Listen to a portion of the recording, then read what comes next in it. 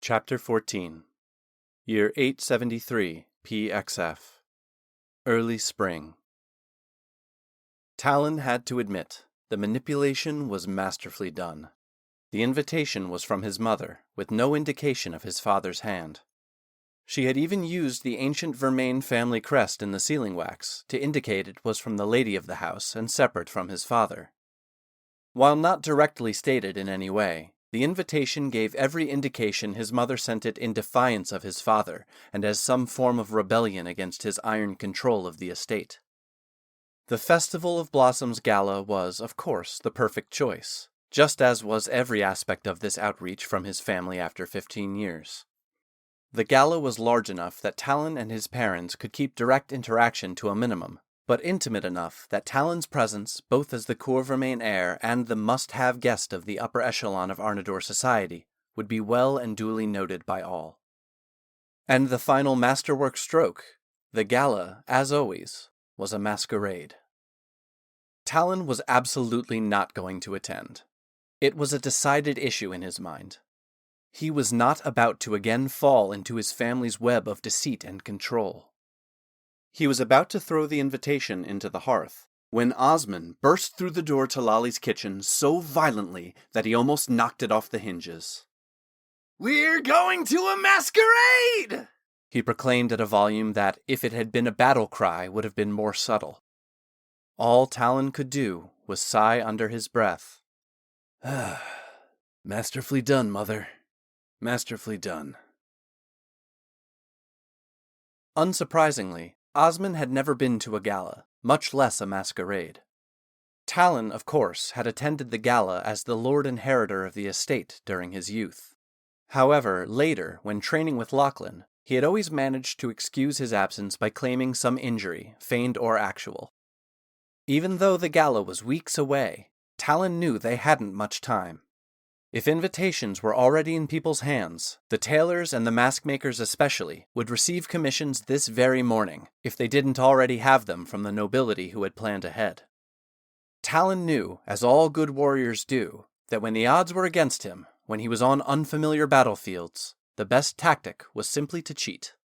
He grabbed the first courier he could lay a hand on, bellowing as only he could to get one's attention. A young girl appeared at Lolly's kitchen door lightning fast, beating many of the other couriers who weren't as quick on their feet. Looking her in the eye, he pressed a gold piece into her hand, nearly 10 times the usual fee, assuring her that it was hers to keep, and another as well, if she beat all the other couriers to her destination. He then handed her a small pouch of 3 dozen more gold coins for her to deliver to the old clothier he used at the estate, along with a summons for him and all his supplies to come to Talon's rooms at the Sojourn's Rest.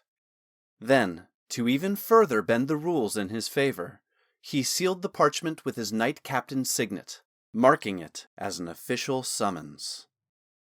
The clothier's carriage arrived mid-morning, laden with bolts of fabrics, stacks of leather, and 2 assistants in tow.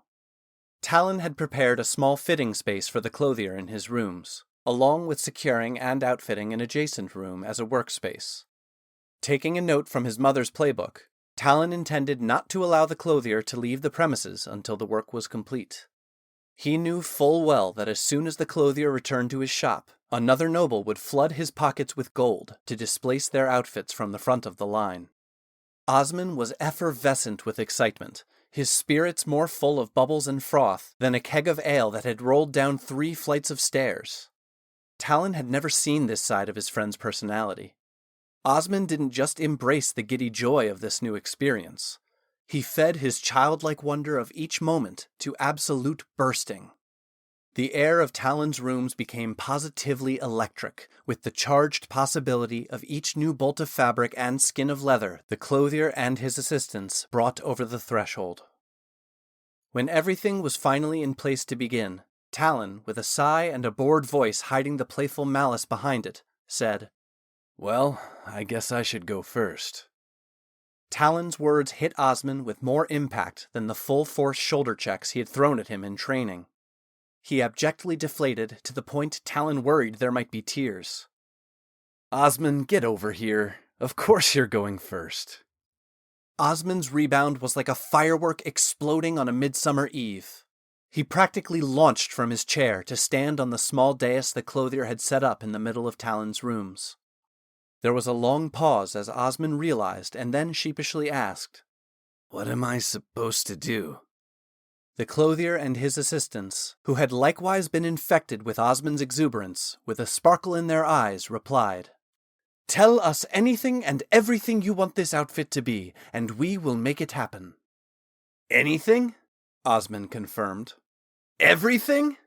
making sure he had heard right. The clothier looked over his shoulder to Talon to confirm he was aware of the costs. Talon nodded in the affirmative. "Anything within the realms of the mundane, arcane, or divine," the clothier stated matter-of-factly, adding a spark of arcane energy between his fingers with a flourish. The Festival of Blossoms traditionally had been an occasion to celebrate the coming of spring, fertility, and blessings for a good harvest. Falling on Hearth's Rest meant the whole of the populace could participate in the picnics and parades and the prominent wearing of their favorite flowers and blossoms on their clothing and oversized hats. However, through the years, the homespun festival became more and more gentrified by the nobility to its current form in which one had to have powerful connections, social status, and, most importantly, vast amounts of money to participate fully. Noble houses would predate upon one another to win who had the most extravagant, best attended, most talked about party of the season. If for no other reason than the nobility's bloodthirsty attitude towards the whole blossom social season, Tommen Corvermain would have had nothing to do with it. However, after one ill-aimed jab at the House Corvermain 30 years ago, Tommen set loose Veronique on assuring no other house would ever dare to challenge his house again for hosting the pinnacle event of Blossom Festival. Thus, the Corvermain Blossom Gala was born.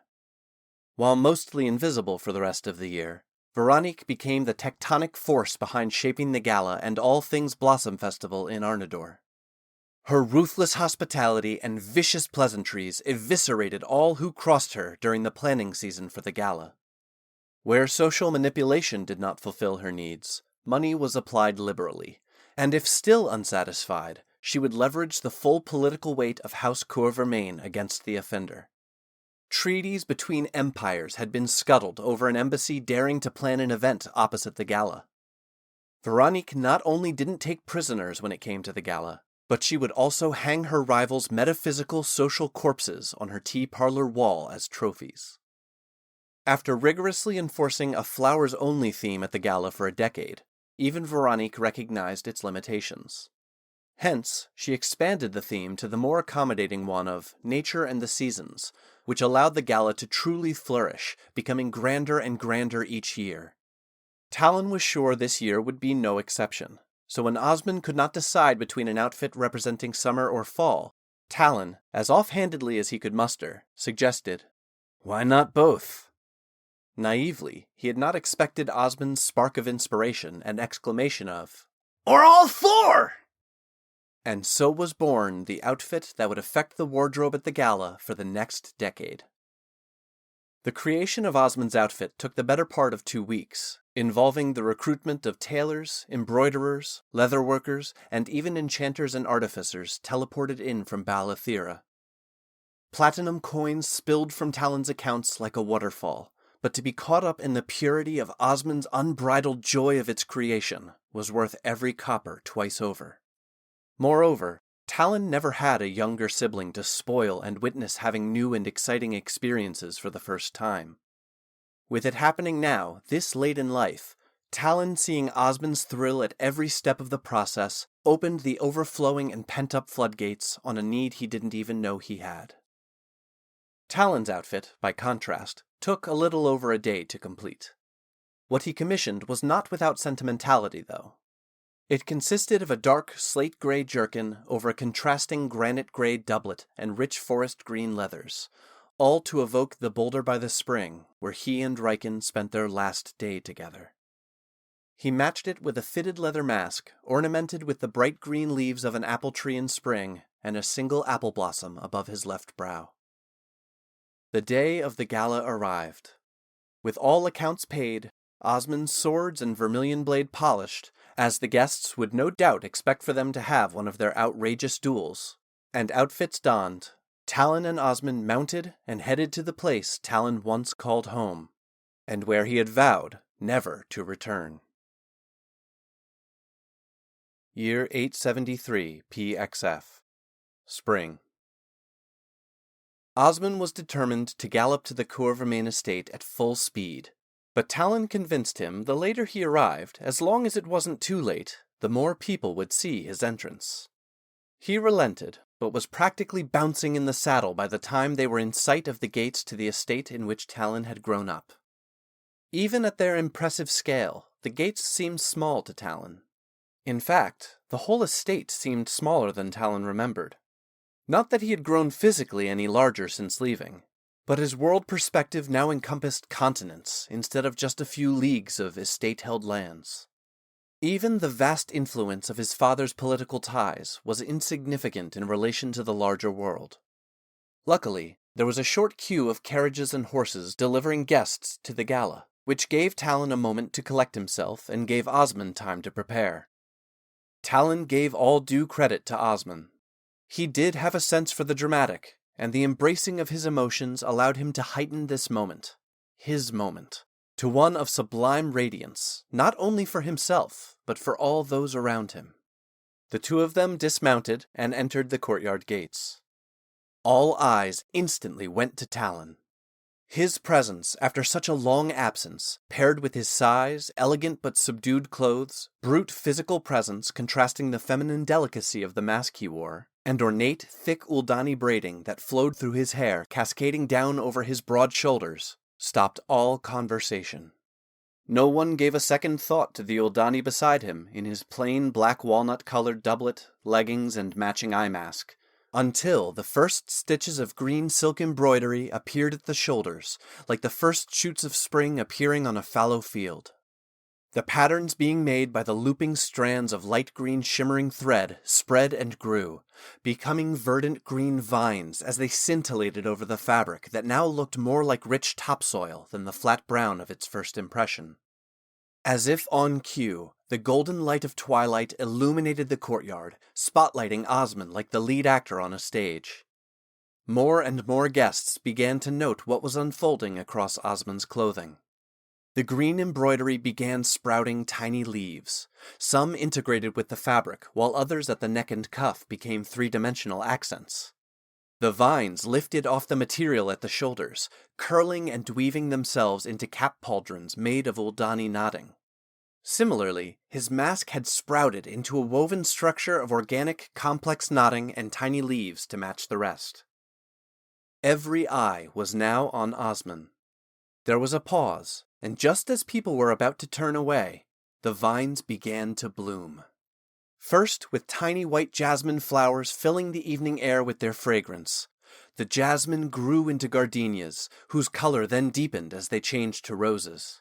Flower after flower bloomed and faded, the changing of the blooms washing across Osmond in waves, like summer breezes bending long grass in a field. With each successive varietal, a longer and longer cape with an ethereal echo of each bloom grew from the pauldrons on his shoulders and flowed down his back. Finally, the waves of summer flowers began to slow as lavender, the hallmark of summer's end in the region, replaced all the blooms across Osmond's outfit. Then, as if blown by an invisible breeze, the cape of ethereal flowers detached from Osmond's pauldrons rose into the air and burst apart, the flowers scattering into a flurry of ghostly petals that swirled over the heads and then showered down upon nearby guests in the courtyard. By the time they looked back to Osmond, the vines of the pauldrons were transforming into small silver-barked branches to create a mantle that sprouted into a canopy of perfectly formed maple leaves. His mask also transformed to match the change in his clothes, the body now looking like it was crafted from birch bark, with maple leaves spreading out as accents over his left brow. Across his torso, the vines coalesced in a motif of forest trees leading to Osmond's shoulders, their now shedding branches lending their leaves and color to the mantle. There, Leaves turning from green to gold to scarlet cascaded from the canopy at his shoulders, falling back toward the ground and creating an autumnal carpet around his feet. To Talon's consternation, to end the presentation of autumn, Osmond insisted on bringing some fun to what, at this point, had been a potentially overwhelming display. In each hand, one by one, a veritable cornucopia of the products of the local harvest began to appear. Overflowing with aplomb and charm, Osmond, with lewd expression or raised eyebrow, then handed a piece of local produce to a surprised party guest, often with an uproarious result. When Osmond made his way back toward Talon with a mischievous grin, all the while setting up the crowd for something outrageous, Talon instead turned the tables on him and promptly pulled an apple out of his pocket, and, with a wink and smile, took a bite, leaving Osmond holding an overlarge pumpkin and nowhere to put it. The guests lost all decorum as Osmond pawned the pumpkin onto a startled stable hand who had just entered the gates, unaware of anything that had transpired. Talon dared a glance at his mother, wondering what hells he and Osmond might have to pay for this incursion into the usual stately mood of her gala.